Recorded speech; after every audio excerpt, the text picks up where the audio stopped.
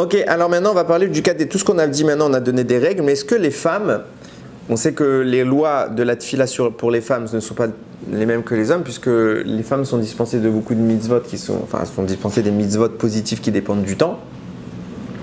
Donc est-ce qu'elles devront ou pas faire les psuké des Imra le matin? Dans l'hypothèse où elles font cette tfila, parce qu'elles ne sont pas astreintes aux 3 tfilotes de la journée, alors que nous si, elles sont astreintes seulement à une tfila. Une tfila qui est obligatoire, le reste n'est pas obligatoire. Elles peuvent le faire si elles veulent. Mais maintenant, une femme qui ferait sa tfila obligatoire de la journée à Shacharit ou qui voudrait simplement prier Shacharit même si elle va faire d'autres tfilotes, est-ce qu'elle dit psuké des Imra? Nashim pturot miamirat psuké des Imra. Elles sont dispensées. Vimratsu le umra mimudat rasid, ou si elles veulent quand même le dire parce que c'est des louanges et elles veulent le dire par mesure de piété. Rachaot le umram, elles pourront le dire. Ar asurot levarer beshem ou malchut birkat baruch she'amar ou birkat yishtabar v'yesh bazir chashash isur bracha levatala. Par contre, elles n'auront pas le droit de dire la bracha baruch ata Hashem qu'il y a dans baruch she'amar et la bracha baruch ata Hashem qu'il y a dans yishtabar. Ils pourront le dire ce texte-là sans mentionner ni Hashem ni Okenu melech haolam. Pourquoi? Parce que c'est une mitzvah on va en parler maintenant. En tout cas, il y a un doute. On a un safek sur bracha levatala. Peut-être qu'elles vont faire une bracha inutile qui est quelque chose de très grave. Venashim edut ashkenazim sheratzu leverer birkat baruch shamar ou birkat ishtabar beshem ou malchut en limchot bayadan sheyesh lahem al mash yismochu. Par contre, ça c'est ce que je viens de dire que c'était interdit, c'est pour nous les sfaradim. Pour les ashkenazim, les femmes ashkenazim peuvent dire la bracha de baruch shamar et de la bracha de ishtabar avec le nom d'Hashem. Je vais expliquer tout de suite. On apprend de là quelque chose. Shaf bebirkot she'en shevar ve'oda le Hashem itbarach, shayach lomar et aklal safek brachot laquelle. Que même si c'est une bracha qui n'est pas une bracha qui vient m'acquitter de quelque chose, mais que c'est une bracha de louange, eh bien, en cas de doute, on a toujours le principe safek brachot laquelle, même dans ces brachot-là. On aurait pu dire, si c'est pour une louange, on peut autoriser. Non, même pour une louange, on ne peut pas autoriser, en cas de doute, à dire une bracha. Et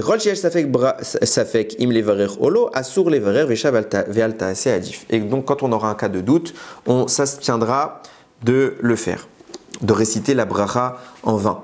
Alors, je voulais expliquer ce sujet-là concernant les femmes, pourquoi elles sont dispensées ou pas. Donc on a un principe, ok, qui s'appelle mitzvat assez shazman grama. Toute mitzvah positive qui dépend du temps, les femmes en sont dispensées.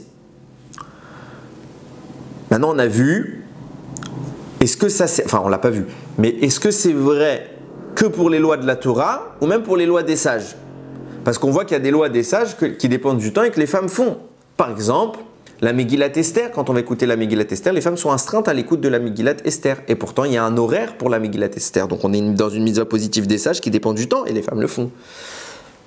Pareil pour l'allumage de Hanouka, les femmes sont astreintes à l'allumage de Hanouka, pourtant elles dépendent du temps. Pareil pour les 4 verres de Pessah, on doit le faire dans la soirée et ça dépend du temps. Et les femmes doivent boire les 4 kosot. Donc, est-ce que, et c'est tout ce que je viens de citer, sont des mitzvot des rabbanan.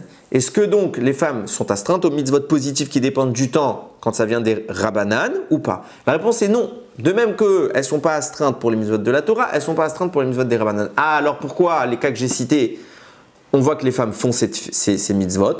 Parce qu'elles ont fait partie du miracle. De même pour la Megillat Esther, on voit que c'est les femmes qui sont intervenues, elles ont fait partie du miracle. C'est Esther qui a fait toute l'histoire. Pour le miracle de Hanouka également, les femmes ont participé. On voit qu'elles ont été très actives au travers de Yehudit, etc. Même pour la Yetziat Mitzrayim, à plusieurs reprises, c'est écrit que c'est par le mérite des femmes que nous sommes sortis et que nous avons même survécu. Quand elles ont assuré une descendance malgré les souffrances. On voit que Myriam est intervenue pour la sortie d'Égypte, c'est elle qui a mis en place Moshe. On voit qu'il y a eu Yocheved aussi qui a pris des risques pour mettre Moshe, etc. Bon, on voit que les femmes ont pris part à ce miracle autant que les hommes. Donc, comme elles sont partie intégrante du miracle, alors quand on va célébrer ce miracle, elles aussi, bien que ce soit une mitzvah positive qui dépende du temps, elles en feront partie. Mais c'est des exceptions. C'est quand il y a un miracle et qu'elles en font partie. Mais dans tout le reste des halachot des rabbanan qui dépendent du temps, les femmes sont dispensées puisque c'est une mitzvah positive qui dépend du temps. Et c'est le cas de Psuké des Imra, puisqu'on voit qu'il y a un horaire, puisque on a expliqué que on fait psouké des imra pour préparer la tfila, parce qu'il faut organiser une louange avant de prier. Donc la tfila, elle est dépendante du temps, donc ces psouké des imra aussi sont dépendants du temps. Donc les femmes en sont dispensées d'après la halakha, mitzvah positive, qui dépend du temps. Maintenant, qu'en est-il de vouloir volontairement faire quand même cette bracha, cette louange? Elles ont le droit, c'est pas parce qu'elles sont dispensées qu'elles n'ont pas le droit de le faire. En effet, elles auront le droit de lire, c'est ce que rapporte la halakha. Maintenant, est-ce qu'elles peuvent dire une bracha sur une mitzvah qui ne les concerne pas? Pourquoi la question se pose? Parce que quand vous faites une bracha, vous dites Baruch ata Hashem, Elokeinu melech haolam, asher kiddushanu tzivanu. Le fait de dire une bracha veut dire qu'Hashem nous a ordonné ou qu'il y a une ordonnance, même au moins des sages. Là, on ne dira pas nécessairement asher kiddushanu tzivanu dans le cas de Baruch She'amar, mais la récitation d'une bracha veut dire qu'on a une mitzvah de le faire positive. On a une contrainte. Or, elles n'ont pas cette contrainte. Donc, dire une bracha qui insinue qu'on a une contrainte sur quelque chose dans laquelle on n'a pas de contrainte, c'est mensonger. C'est pas vrai. Donc, elles ne peuvent pas faire la bracha. C'est comme ça que pense le Shulchan Aruch. Le Rama n'est pas d'accord et explique que même quand les femmes n'ont pas la mitzvah, si elles veulent faire une mitzvah, elles peuvent le faire. L'exemple concret, le loulav. Est-ce qu'une femme a la mitzvah du loulav? Non. Est-ce qu'elle peut faire le loulav? Oui. Avec ou sans bracha? Pour le Shulchan Aruch, donc pour le monde Sfarad, on fera sans bracha, parce que ce ne serait pas cohérent de dire qu'Hachem m'a ordonné de prendre le loulav. Mais d'après le monde Ashkenaz, puisque maintenant la mitzvah existe et que je suis en train de la faire, c'est pas grave si je dis cette bracha, puisque je rentre dans le cadre de la mitzvah, même si je me suis moi-même astreint. Ok, chacun d'après son minag. Donc si vous êtes une Sfarad, vous ne ferez pas psouké des imra si vous ne voulez pas le faire. Si vous voulez le faire, vous le faites sans bracha. Si vous êtes Ashkenaz, là non plus, vous n'êtes pas obligé de faire psouké des imra. Si vous voulez le faire, vous pourrez le faire avec bracha. Je reprends maintenant sur la suite des halachot, encore un petit morceau. Im siem Baruch She'amar beyachad im shaliach tzibur. Donc si maintenant je termine Baruch She'amar en même temps que le chazan, lo yane acharav amen. Je réponds pas après lui amen. Pourquoi? Mi pene shenir e keone amen achar birkat atzmo. Parce que ça donnerait l'impression que je termine ma bracha et que sur ma propre bracha je réponds amen, chose qui ne se fait pas. Aval im siem bracha achat. Vashaliach tzibur siem bracha acheret.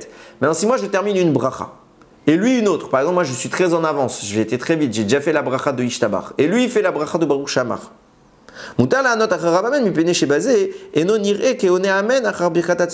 J'aurais tout à fait le droit de dire Amen parce que là tout le monde verra que je réponds à une bracha différente de la mienne et que ça ne donne pas l'impression que je donne un Amen à ma propre bracha.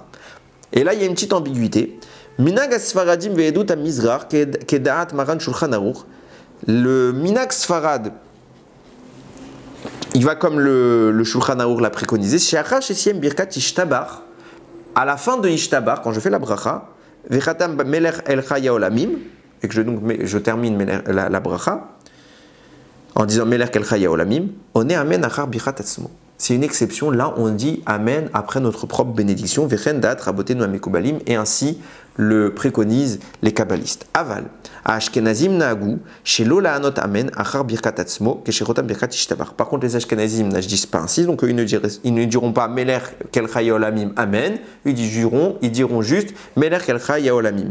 Au mikol makom, afle minagam, im siem birkat ishtabar beyachad im hashaliach tzibur. Par contre, même d'après eux qui ne répondent pas amen après ishtabar, après leur propre ishtabar, s'ils le disent en même temps que le chazan, qu'on a vu que même que quand je fais Baruch She'amar en même temps que le chazan, je ne réponds pas amen de peur qu'on croit que je réponds à ma propre bracha. Mais là, dans ce cas précis, les Ashkenazim qui ne répondent pas amen à leur propre ishtabar, s'ils terminent en même temps que le chazan, répondront amen. Yane amen acharav. Et ils ne s'inquiètent pas dans ce cas précis de donner l'impression qu'ils disent amen à leur propre bracha, puisqu'on voit que c'est déjà quelque chose qui existe. Donc, par exemple, on le fait, le Shulchan Aruch le dit, donc c'est déjà quelque chose qui existe. Donc dans ce cas-là, ils pourront répondre à la bracha sans avoir l'impression de répondre à la leur. Baruch Adonai Leolam, Amen ve Amen.